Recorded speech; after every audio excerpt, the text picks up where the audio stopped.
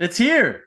High school football is back. The big schools kicking off this week. Jordan Spurgeon, Claudia Collins, Bleacher Talk. We're back for year number 3. Claudia, this came up kind of fast. I'm not going to lie, but I'm so ready for high school football. It's been amazing seeing different things throughout the spring and summer, but now finally pads are on. The games are starting. This is where it's all about for Friday Night Lights. Yeah, the hype has been building for a while, especially with all those media days that we were getting out to and just seeing everybody in uniform again. Unless you're Hamilton, then you're in like full tux situation, which is also cool. But I think we've just really been feeling the hype and getting ready for the 2023 season. And it is finally here. And I couldn't be more excited. And the weather is ready because I remember last year, I think we each probably had 6-7 games with the lightning delays and stuff. And already with small school footballs and scrimmages last week, delays. So we're ready for that. So hopefully you have rain gear for yourself, for your camera. If not, Amazon, Yeah. $10, get some. Rain gear honestly sounds like a great option right now. It'll cool things down. So I'll take a delay if it means we're not hitting the 100 and teens anymore. So but I think it's time to bring in a popular face on Bleacher Talk. Let's bring in Bruce Cooper for quick picks, our reigning champion from last season. Spurge, you and Coop were neck and neck all season. It really came down to the finals, the state championships. Coop, how does it feel coming into year 2 as the king of quick picks? Well, the old saying is sometimes it's better to be lucky than good, and of course, me and Spurge, we're just crossing our lucky fingers that you had more important things on your mind last year, so it allowed us to sneak ahead of you. And so, yeah, look, I'll gladly accept victory, but I know it came with a little asterisk, so I'm okay with it. Wear the crown, Coop. Wear it. Hey, well, I think it's time to jump in. And what I really like about this set of 3 games that we've got here is I have no idea which way you guys are going to go, because I think with any of these selections, we could have gone either way. And I was toggling between the 2. But Coop, as our reigning champ, I'm going to have you lead us off with Hamilton at Liberty. Who do you got? Wow. Hamilton at Liberty. I think you addressed it earlier, that Hamilton was dressed for success at their media day. And I know Beckham Pellet returns at quarterback. And look, they are a loaded team up front. I mean, you got to love their size and their speed on defense. But, man, there's something about that Arizona Gatorade Player of the Year. I mean, he just finds a way. Yeah, I mean, his efficiency under center is just off the charts. And sure, he lost some key people due to graduation. But look, despite what I love on Hamilton's side of the ball, I'm going to go with Colin Thomas and his Liberty Lions to knock off Mike Zadepski and his Hamilton Huskies for the very reason that it's a home game for Liberty. I'll go that. I'll go that way. And I'll take a 1-point victory for them, 24-23, to offset their 1-point loss in the state semis last year. So how about that? I'm going to go ahead and make my pick, because honestly, you have the same script as I have for this, because I was really unsure between the 2. If you look at Hamilton, this is honestly one of the best teams that they've got put together in the last few years. And kind of the tone of the team has overall changed. They seem like they're so locked in. But yeah, we got to go back to Liberty. And I did have to reach out to our very own Devin Henry, who works for the Liberty Lions on the broadcast team. So he's been, really in tune with them. And I was, I messaged him, okay, why should I pick Liberty over Hamilton? Because something's telling me like, maybe I go Hamilton here. He said, short answer, Navi. But the long answer is they're still returning a ton of players, and they're able to put together a great team season after season after season. Returning weapons like Braylon Gardner and Chris Mikovits and Ryan Giziero are all people that Devin wanted me to make sure I shouted out. And I am also going to go 1-point game Liberty, and I will go 24-23. Spurge. Yeah, you both have really said it all. I really think these are 2 teams with big chips on their shoulders. The last 2 or 3 years, they've both felt like they had a legit chance to be open division champions both times. Just slightly disappointing losses in the postseason for them. And I think both are coming into this season hungry. I would not be surprised to see either one of these two teams make it to the Open Division Championship this year. Obviously, Basher's a contender. Chandler's there. Saguaro's not going anywhere. But one of these two teams, I think, is going to end up in the Open Division title game. And I love what Coach Thomas does at Liberty. I love the way he maximizes his talent. But despite that, here's the one thing out of Hamilton I'm hearing this year. The discipline is better than it's been in Zadebski's tenure.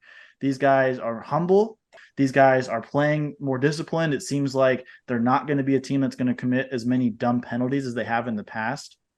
I think Hamilton might get off to the hot start this one. You guys said 24-23 Liberty. I'm going to take Hamilton 24-23. Slight game. It's going to come down to a couple defensive plays, but I think Hamilton's going to have the slight edge in week one.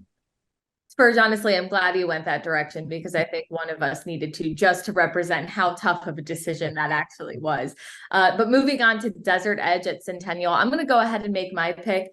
I just did recruiting roundup for this week, and Desert Edge is my team to watch for this season. I think they have put together an incredible team, better than ever. They seem to have a little bit of a chip on their shoulder, and they're ready to really come into this season and show what they can do. On defense, they have an incredible trio and Andre Gibson, Jonathan Kamara, and Deshaun Warner. And then offensively, they've got Keziah Dia-Johnson at wide receiver, and they've got a running back that's committed to Idaho. I mean, if you just look at D1 talent alone on the team, Desert Edge is just so stacked this season. That's not to say that Centennial doesn't have incredible talent, because we saw them go really far last season. But I just can't pick against Desert Edge with so many weapons on offense and defense. So I'm going to go keep it relatively low scoring. I'm going to go, wow, I wish I thought this through more. Maybe not that low. 21-14 Desert Edge.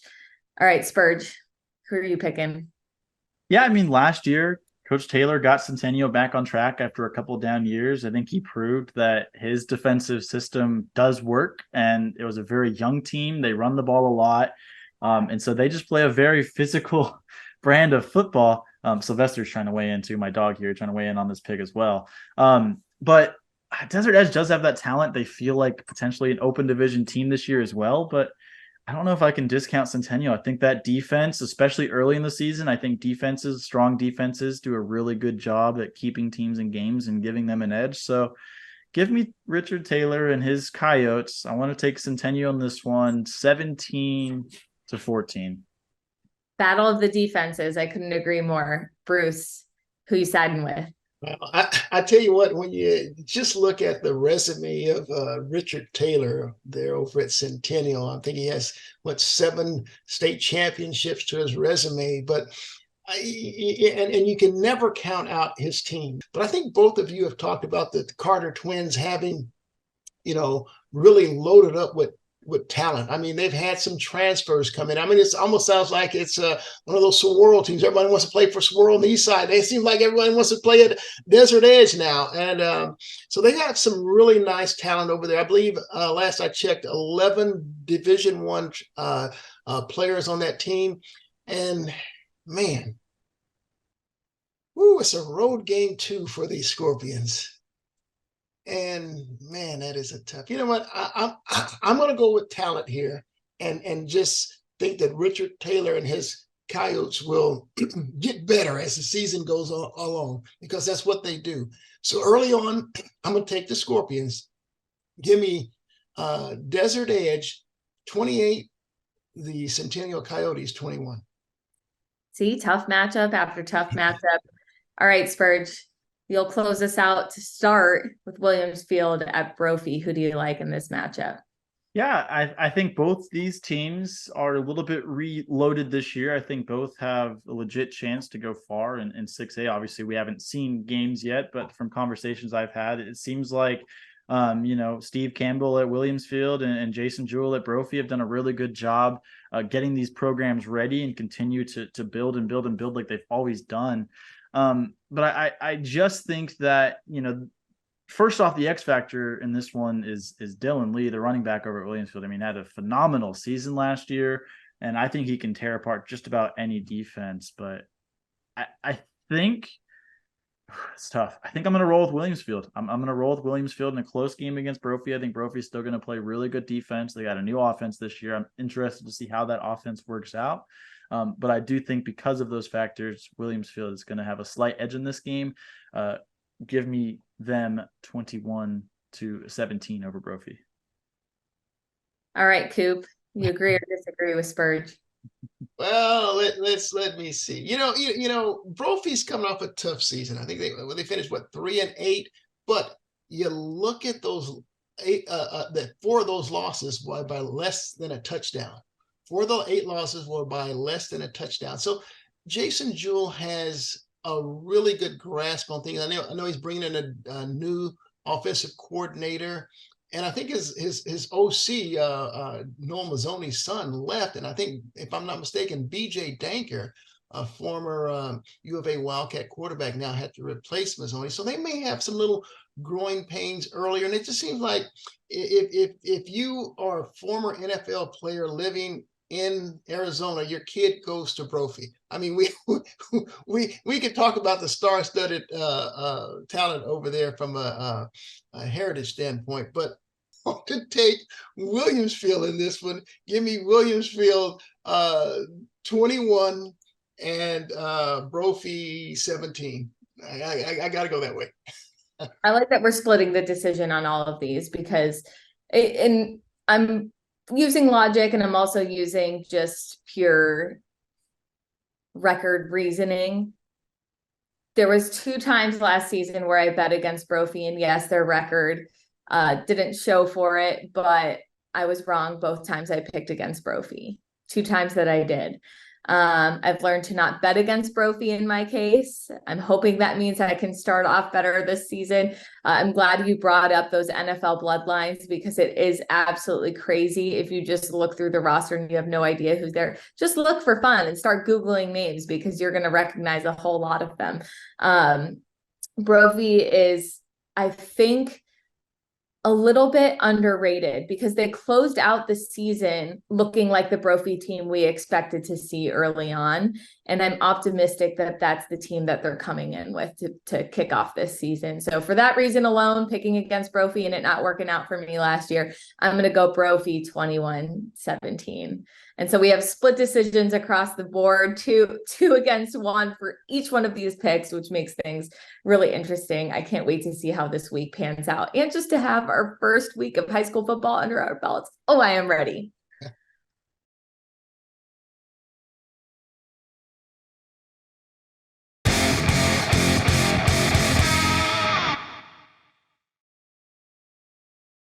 Welcome back to Bleacher Talk. Week 1 of Arizona high school football is here. Our excitement is through the roof. I am so ready for this week and everything that's about to go down. But we've spent the last few weeks going to these media days and getting to know a lot of the guys on the football teams. But the thing that has excited me a lot this season is flag football is officially a sanctioned sport in the AIA. So we'll hear a little bit from the girls that are getting this opportunity to try out flag football.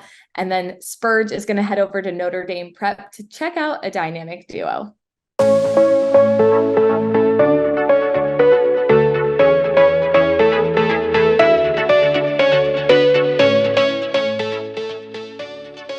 I'm so excited. I'm so glad that I'm able to play football. As girls, we get to show what we're capable of, especially that we get to be an official sport. Excited, but kind of sad because I wish it was my freshman year, so that way I would have been able to play my whole high school. It's like kind of inspirational to most, especially the young girls who see like football on TV and all this, and they're like, oh, I want to play that, and now they actually can. They can play their own version of it.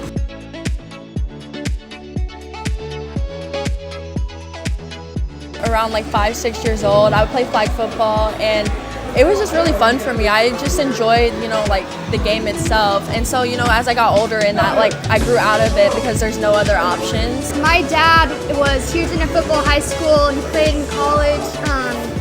And I've always just kind of like grown up with like playing sports. I first started high school, I was like, I kind of want to play football with the guys and be like the only girl because I was used to it. but I was like, I'm starting a career path I don't want to get hurt in for my recruiting for softball. So when I saw that girls football was an option, I was so excited. The first thing I was like, I'm signing up immediately. I've always played football with my dad. He would take me to football games.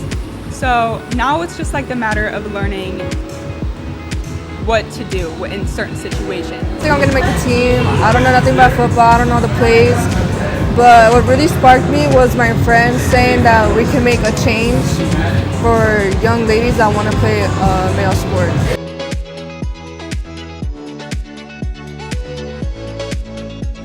That we're not tough. A girl can't play that. That's a guy's sport. When in reality, it doesn't matter the gender. You can play whatever you want to do. Anybody can do what they want to do in life. It doesn't matter. We can't play like contact, or we don't do tackle football, that we're not as tough as them, and I feel like we're sometimes even tougher.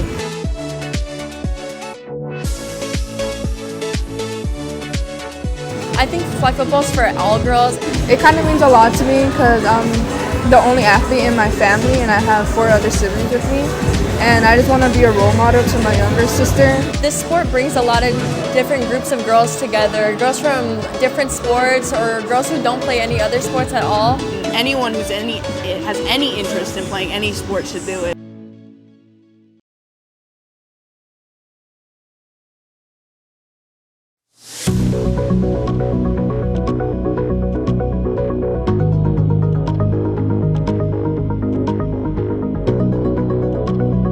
Sushi. His favorite food is sushi. Yup, he got it. What's this? Wings. It's wings. Yeah.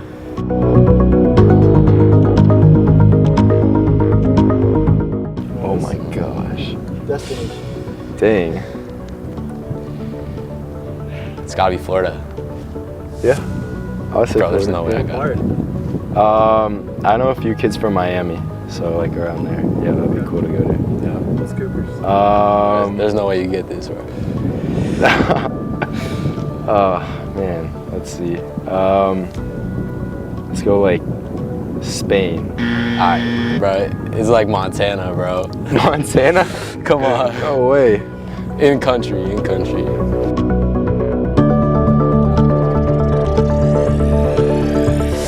Favorite route to run. I'll give you. It's the it's a 2x2 outside release on the outside, but I'm in the slot. Slot fade. No. What? Whip go, bro. Oh yeah. Whip route. Yeah. It's my favorite. Yeah, that's easy. Anything that's like open, like probably a slot fade for a touchdown. Yeah. I feel like I'm pretty accurate with the slot fade too. Probably slot fade for a tee.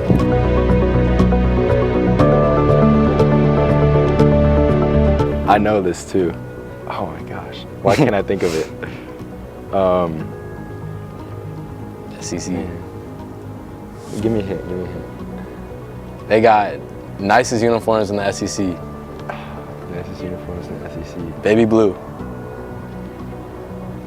Kentucky. Ole Miss. Oh my god. They are pretty nice. They got for the best Noah- helmets. They got the best helmets. For Noah, he's told me I'm gonna go UCLA for this one. No. But you told. No, I never said that. Whatever. No. Whatever. Never said that. All right, then it's gotta be. You said it's either UCLA. No, I never said UCLA. Is it Power 5? No. Yale. No. Upset USC last year, bowl game. Tulane? Yeah. All right, you just never told me that. Bro, what?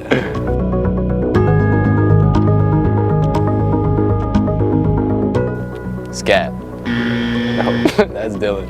Nah, is it a big car or short car? Sure. Mustang. GTR. GTR? All right.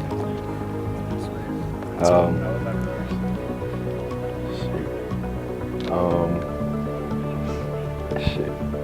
Bigger, small. F-150. F-150? Yup. I was actually gonna guess that. Yeah? Yeah. Yeah.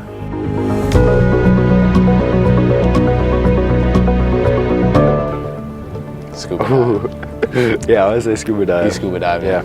I'd enjoy the fishes, looking at the coral reef. Might be different though. I kind of like, I've only said this to like one person, but. All right, skydive. Wait, it's 3, right? Skydive, scuba dive, bungee jump. I would say bungee jump. Skydive. I want to skydive. No. I want to skydive, bro. No, bungee jump is like too scary. Like. No, that would be fun. Nah, cause you can die during skydiving. What if the bungee breaks? If the bungee breaks, it breaks, I'd trust then you're the bungee done. over. Nah, cause you got like a guide up there too. You with a guide. We're super excited to see girls flag football this year. Awesome job by the Mesa School District to have their flag teams out at Media Day. All the districts are doing Media Days for boys football. We're going to see more and more do it for girls flag. We're going to be excited to see some games this year. Tuesdays, Thursdays, those are the days that most games are happening. So be sure to check out some girls flag football this year. And then on the boys side, Notre Dame Prep. I mean, those two we talked to, Noah and Cooper, forces to be reckoned with together. They're a team that can make a legit shot at a playoff run deep this year, maybe a championship. Really excited to see them play this year.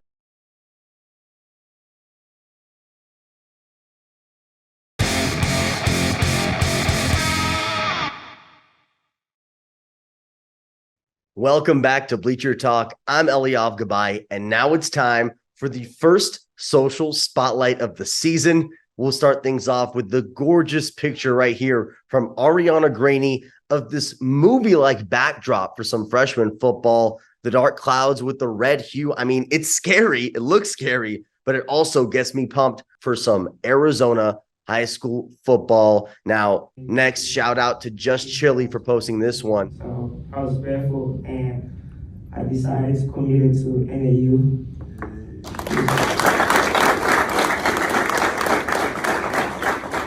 Central's Izzy Foss committed to NAU at Media Day.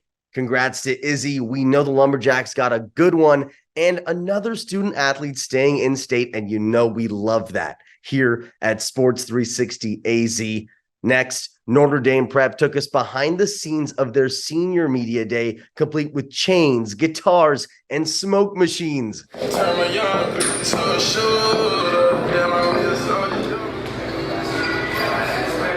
we go. Ready? 3, 2, 1, go. I'm sure those pictures turned out awesome, and I love to see the creativity. Now, finally, Marana football following the storm passing through. Check this out. So much of the Marana community, players, teachers, etc., help put the football field back in place. We know high school football is about coming together, and there it is right there. No better example, and nothing's going to stop them from hitting the gridiron. So that's it for this week's Social Spotlight. And for all of us at Bleacher Talk, I'm Eliav Gabai. We'll see you next time.